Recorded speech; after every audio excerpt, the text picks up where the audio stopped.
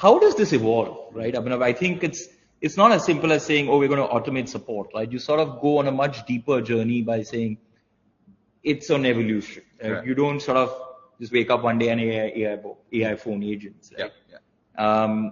How do you think we should sort of look at this? You know? Yeah, no, absolutely. You don't want your day one launch to be suddenly customer talking to an AI and things are going wrong.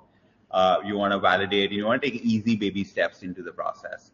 So the first thing that you should do is probably just you load up your knowledge in, you can connect your APIs, etc. into it, and then you have an AI that's assisting the agents.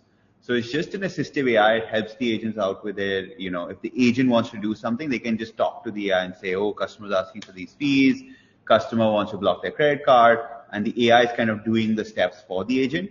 So it's making their life a lot easier.